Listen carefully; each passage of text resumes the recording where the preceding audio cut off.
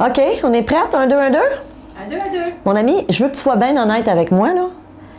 Je veux que tu me dises c'est quel mon plus beau profil. OK? Fait qu'on a lui. Oui. OK? Puis là, on va avec l'autre. Oui. Ah, écoute. Lui ou lui? Écoute, c'est une belle nature. À toi de choisir. C'est parce que j'ai fait une formation sur comment avoir une belle présence à l'écran, puis il disait, faut que tu choisisses ton meilleur profil. Fait que là, si tu me dis, mettons que c'est lui, je vais parler, mais comme un peu de même. OK. C'est bon, hein? C'est magnifique. Il est beau, celui-là, je pense, hein? Je pense que c'est celui que je préfère. Oh, il va avec ça.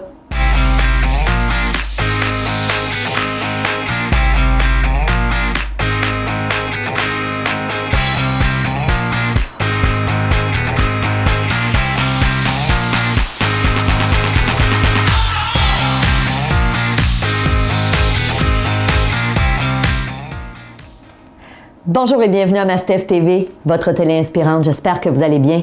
Aujourd'hui, je vous pose la question, est-ce que vous êtes intelligent financièrement? Oui, on va parler d'argent aujourd'hui. Alors, je me présente, je suis Stéphanie Milot et vous le savez, je me suis donné une mission, c'est de vous inspirer. C'est d'inspirer 10 millions de personnes au cours de la prochaine décennie à avoir une vie plus satisfaisante, plus équilibrée et à la hauteur de leurs attentes. Alors, merci d'être là.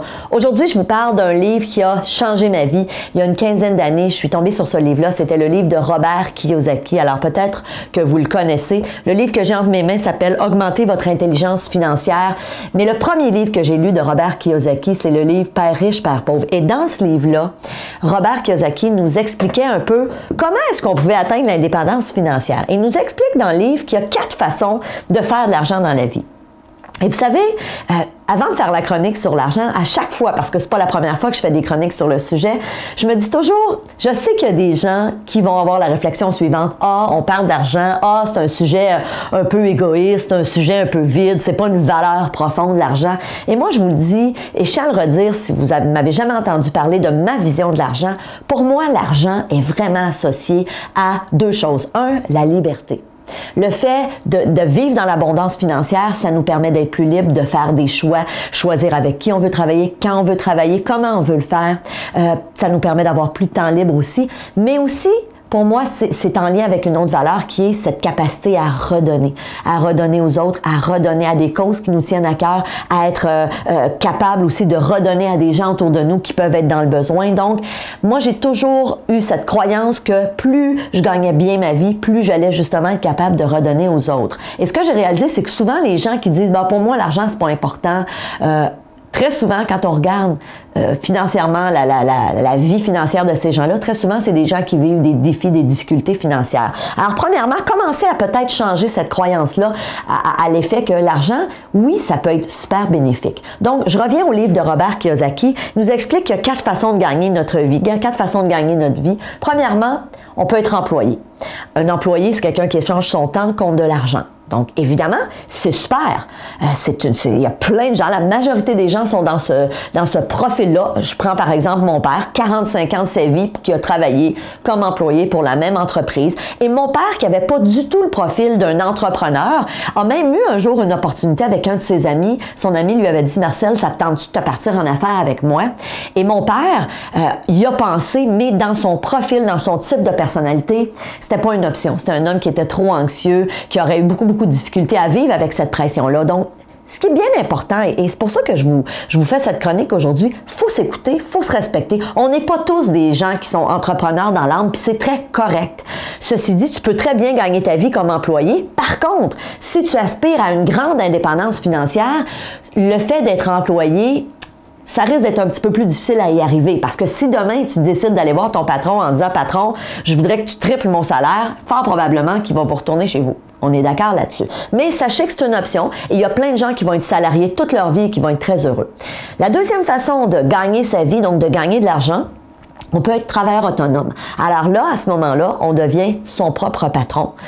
On travaille pour nous. Donc, je vous donne des exemples. Un massothérapeute qui est à son compte, qui reçoit des clients est un travailleur autonome. Un psychologue peut être un travailleur autonome, un psychothérapeute, et il y a un dentiste peut décider de faire de la dentisterie, donc d'ouvrir sa petite clinique et lui-même d'offrir le service à ses patients. Donc, il y a plein de gens dans notre société qui décident de partir à leur compte et eux autres, ces gens-là n'ont plus de patron, deviennent leur propre employeur. Mais ce qu'il ne faut pas oublier, c'est que quand tu es travailleur autonome, si demain matin, tu tombes malade ou encore tu décides de dire, moi, je prends une année sabbatique, j'ai le goût de faire le tour du monde, bien évidemment, tu n'as pas de revenus qui rentrent parce que tu échanges encore là, une fois, ton temps contre de l'argent.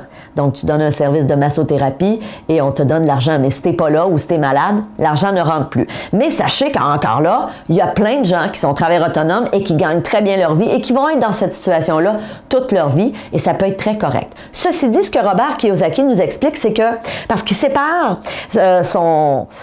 il sépare ça en 4 cadrans, donc employé, travailleur autonome, et de l'autre côté, il nous dit c'est les 2 sphères qui nous permettre de vraiment atteindre l'indépendance financière et à la limite même de devenir millionnaire.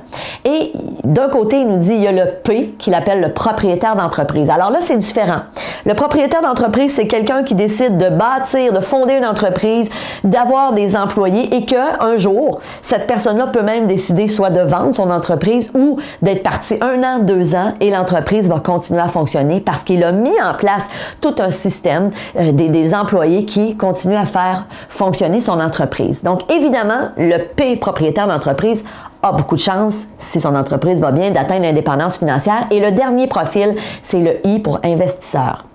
Si vous êtes membre premium, vous allez voir, je vous invite fortement à aller voir la prochaine entrevue dans laquelle je vous partage 5 stratégies pour devenir millionnaire de l'immobilier. Et on va voir que l'immobilier, c'est une façon de devenir un investisseur et de faire de l'argent passif. Alors, c'est quoi de l'argent passif? C'est que je fais de l'argent même quand je n'investis pas de mon temps.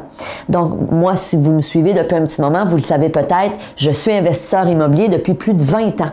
Et ce qu'il faut comprendre, c'est qu'au début, j'ai pas quitté mon emploi. Moi, j'ai été longtemps salariée, j'étais enseignante, j'avais une sécurité d'emploi et pour moi, c'était très important.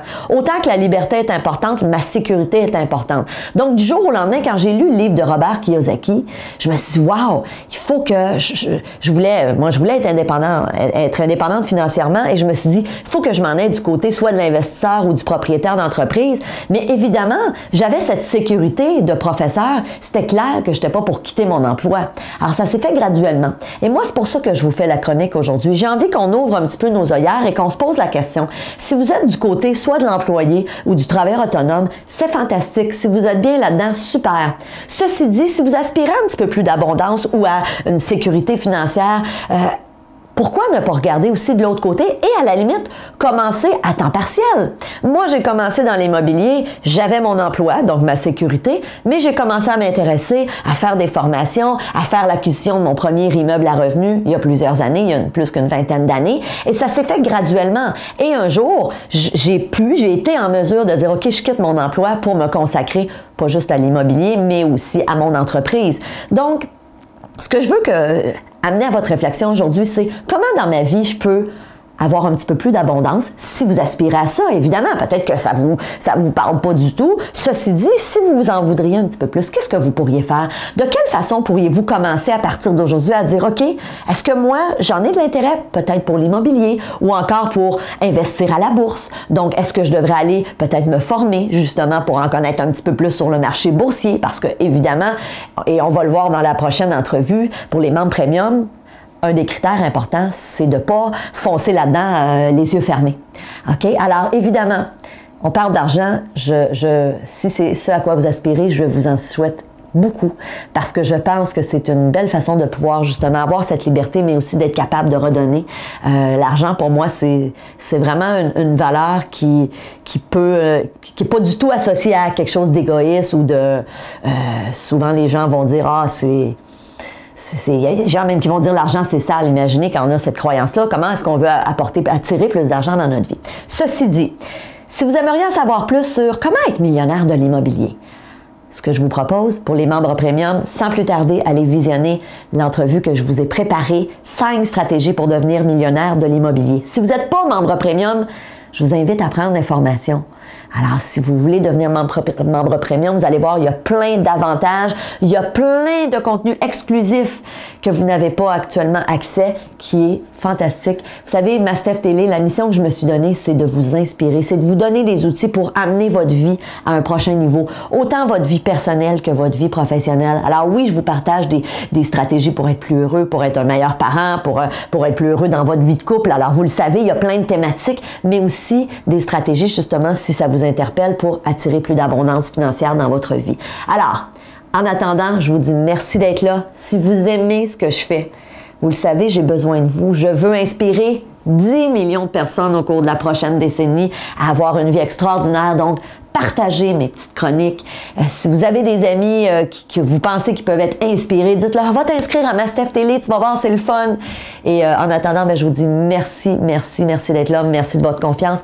Et on se voit dans notre prochaine entrevue. Salut!